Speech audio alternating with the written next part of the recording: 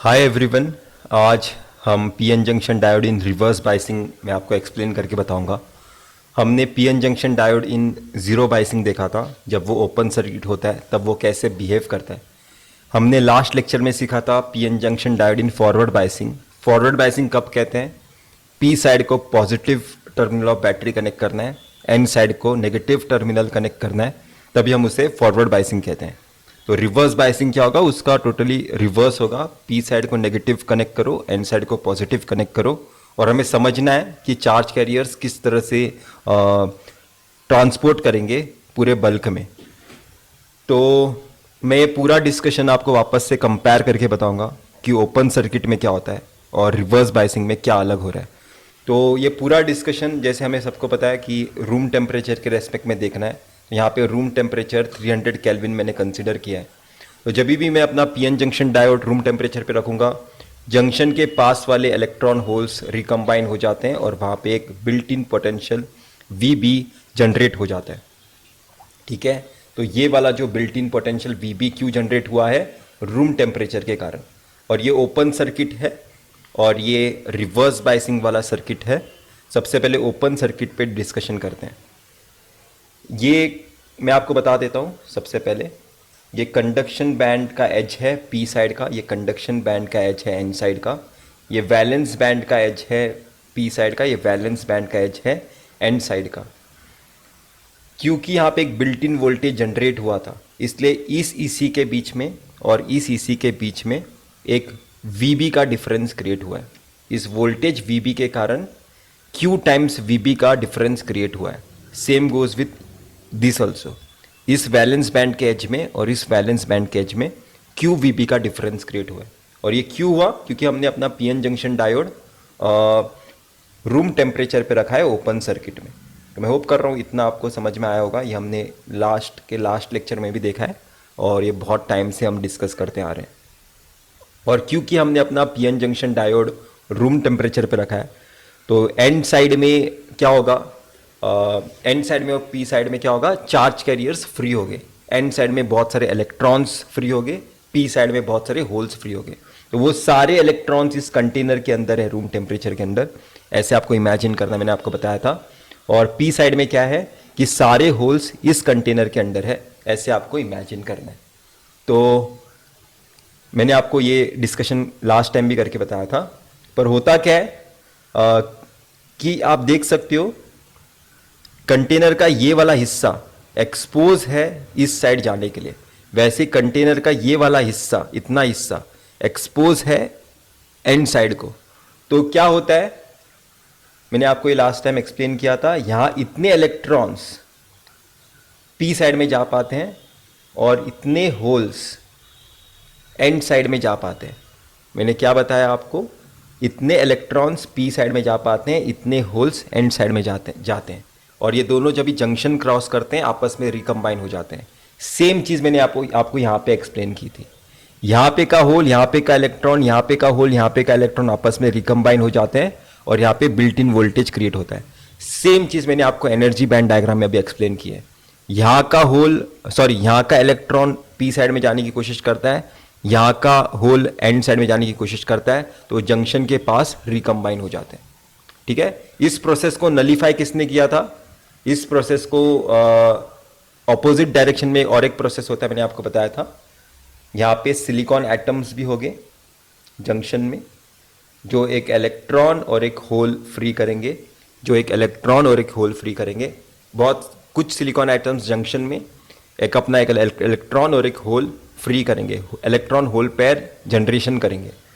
तो आप देख सकते हो यहाँ पे वोल्टेज वीबी का डायरेक्शन ये है, मतलब इलेक्ट्रिक फील्ड का डायरेक्शन क्या होगा? एन से पी। इलेक्ट्रिक फील्ड का डायरेक्शन क्या होगा? एन से पी। तो इलेक्ट्रॉन कौन से डायरेक्शन में पुश होगा? राइट साइड में पुश होगा। होल कौन से डायरेक्शन में पुश होगा? लेफ्ट साइड में पुश होगा, जो भी सिलिकॉन एटम ने जनरेट किए हैं। तो होता क्या है कि इलेक्ट्रॉन वापस से कंटेनर में जाके अपनी जगह ऑक्यूपाई कर लेता है, इस कंटेनर को फिल कर देता है, और ये होल वापस से जाके इस कंटेनर को फिल कर देता है। तो हम कैसे देख पाते हैं ओपन सर्किट में? लास्ट में किसी भी टाइम पे हम कैसे देखते हैं कि ये कंटेनर कभी खाली हुआ ही नहीं है। क्यों? क्योंकि सिलिकॉन एटम जो खाली हुआ था वापस से उसे फ्री कर देता है, फिल कर देता है। तो हम कभी भी किसी भी टाइम पे देखेंगे ये कंटेनर हमेशा हमें फिल दिखाई देता है, वैसे ये कंटेनर भी हमें हमेशा हमें फिल दिखाई देता है। तो इसके कारण इस केस में करंट ज़ीरो है, इसके कारण इस केस में करंट ज़ीरो है। तो यहाँ पे आपको मैं अभी रिवर्स बाइसिंग एक्सप्लेन करूँगा। तो ये पी साइड का कंडक्शन बैंड का एज है और ये पी साइड का वैलेंस बैंड का एज है। तो आपको यहाँ पे एक चीज़ देखने की ज़रूरत है, आपने एंड साइड को देखो, positive terminal of battery connect किया है। तो इलेक्ट्रिक एनर्जी का फॉर्मूला क्या है? Minus Q times V. क्योंकि आपने वोल्टेज एंड साइड पे पॉजिटिव कनेक्ट किया है तो टोटल एनर्जी जो वहां पे होगा वो नेगेटिव होगा। टोटल एनर्जी जो यहां पे जनरेट हुआ है वो नेगेटिव है।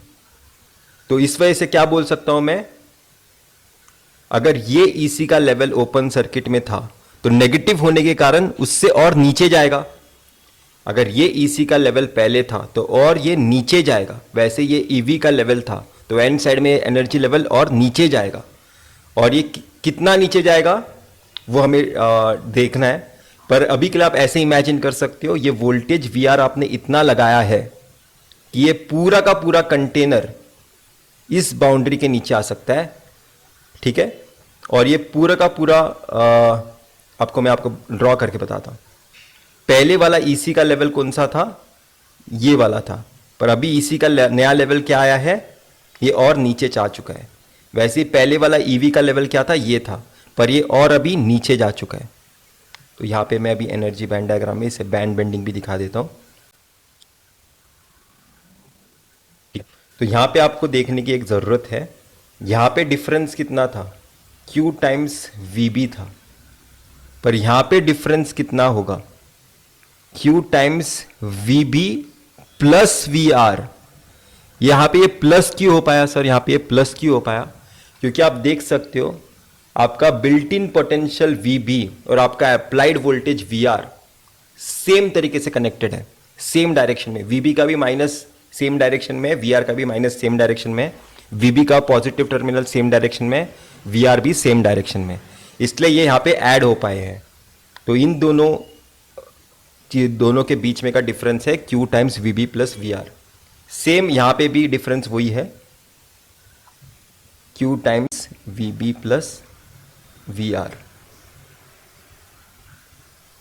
ठीक है। तो मैंने क्या बताया था? आपने इस तरह से अप्लाइड वोल्टेज VR अप्लाई किया है कि ये पूरा का पूरा कंटेनर नीचे जा चुका है और वैसे ही ये पूरा का पूरा कंटेनर इस लाइन के ऊपर आ चुका है। तो अभी आप यहाँ पे क्या देख सकते हो? रूम टेम्परेचर पे मैंने रूम टेम्परेचर पे क्या बताया था? ये कंटेनर फुल ऑफ इलेक्ट्रॉन्स होगा और ये कंटेनर फुल ऑफ होल्स होगा। पर क्या अभी इस कंटेनर के कोई भी इलेक्ट्रॉन्स पी साइड में जा सकते? नहीं, वो एक्सपोज ही नहीं है पी साइड में। क्या इस कंटेनर के होल्स एंड साइड में जा सकते? नहीं, वो एक्सपोज ही नहीं है इस लेवल के नीचे। इस वजह से आप बोल सकते हो कि जो भी कैरियर्स इस कंटेनर के अंदर है वो जंक्शन क्रॉस नहीं कर सकते, ठीक है। जो भी कैरियर्स इस कंटेनर के अंदर है वो जंक्शन क्रॉस नहीं कर सकते। और ये कैरियर्स कौन से थे सर? ये कैरियर्स कौन से हैं? ये कैरियर्स है मेजॉरिटी। तो मेजॉरिटी कैरियर्स जंक्शन क्रॉस नहीं कर पाते रिवर्स बाइसिंग में, ऐसा आप बोल सकते हो। मेजॉरिटी कैरियर्स के कारण कंडक्शन नहीं होता रिवर्स बाइसिंग में। अपने नोटबुक में लिख सकते हो, majority carriers don't participate in conduction of current in reverse biasing, ठीक है। यहां पे जो एक प्रोसेस हुआ था सिलिकॉन एटम का इलेक्ट्रॉन होल पेयर जनरेशन का, क्या वो अभी भी यहां पे होगा डिप्लीशन रीजन में? डेफिनेटली होगा, क्योंकि डिप्लीशन रीजन में भी सिलिकॉन एटम्स है। रूम टेम्परेचर पे मैंने पीएन जंक्शन डायोड रखा है, मतलब यहां पे डेफिनेटली सिलिकॉन एटम्स अपना एक इलेक्ट्रॉन होल पेयर जनरेट करेंगे। तो वही मैं यहां पे अभी आपको निकाल के ड्रॉ करके बताता हूं। एक सिलिकॉन एटम्स क्या करेंगे? अपना इलेक्ट्रॉन और एक होल जनरेट करेंगे। अभी इस इलेक्ट्रॉन और होल को हमें देखने की जरूरत है। VB plus VR same direction में, ठीक है। तो उसके कारण जो इलेक्ट्रिक फील्ड जनरेट होगी उसकी डायरेक्शन क्या होगी, ऐसी होगी, E times E B plus E R. तो इलेक्ट्रिक फील्ड की डायरेक्शन लेफ्ट साइड में है, तो इलेक्ट्रॉन कहां पे पुश होगा, राइट साइड में, और होल कहां पे पुश होगा, लेफ्ट साइड में। पर यहां पे एक इंपॉर्टेंट चीज आपको नोट करने की जरूरत है, ये जो इलेक्ट्रॉन होल पेयर जनरेट हुए हैं वो इस कंटेनर को नहीं फिल करेंगे, उस कंटेनर को नहीं फुल करेंगे, उस कंटेनर में वो जा ही नहीं सकते क्योंकि कंटेनर वैकेंट ही नहीं हुआ था। तो ये इलेक्ट्रॉन होल पेयर इस कंटेनर को अभी फुल नहीं कर रहे हैं या फिर इस कंटेनर में अपनी जगह नहीं बना रहे, इस वजह से ये इलेक्ट्रॉन होल पेयर इस पीएन जंक्शन डायोड में ट्रांसपोर्ट करेंगे या फिर वो ट्रैवल करेंगे। तो इस वजह से मैं बोल सकता हूं कि जो करंट प्रोड्यूस होगा, जो करंट प्रोड्यूस होगा मेरे रिवर्स बायसिंग में, रिवर्स बायसिंग में जो करंट प्रोड्यूस होगा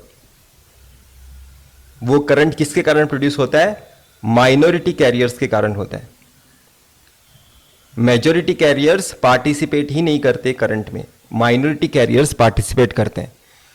और माइनॉरिटी कैरियर्स किसके कारण जनरेट हुए, सिलिकॉन एटम्स के कारण जनरेट हुए। माइनॉरिटी कैरियर्स सिलिकॉन एटम्स के कारण जनरेट हुए, और सिलिकॉन एटम्स एक स्पेसिफिक रूम टेम्परेचर पे कांस्टेंट चार्ज कैरियर्स देते हैं।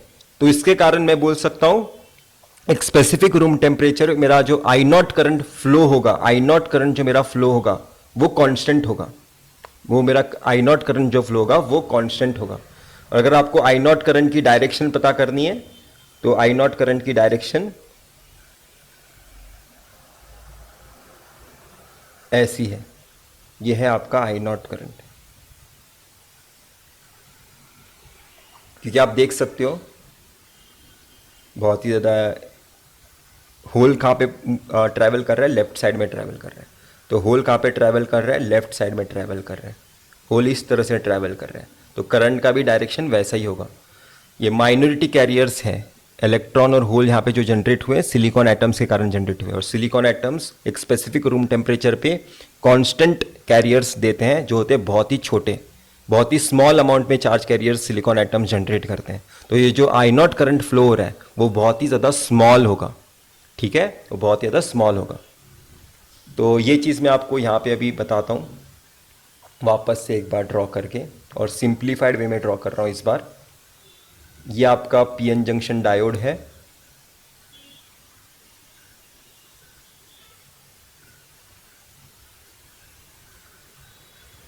और आपने इसे रिवर्स बायस अप्लाई किया है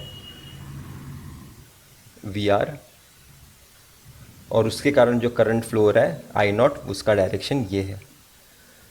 तो अभी आप IV कैरेक्टरिस्टिक्स किसे इसे कैसे देख सकते हो इसमें, वो मैं आपको बताता हूँ।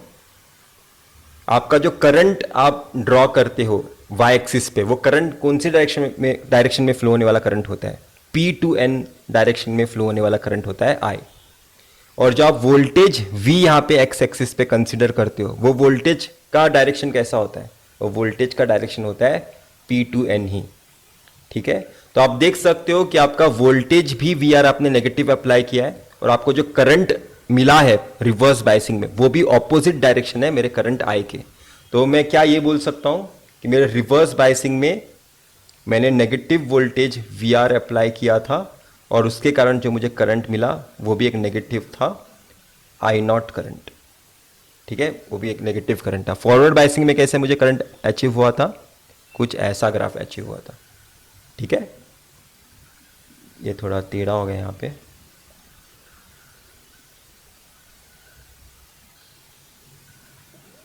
कुछ इस तरह से।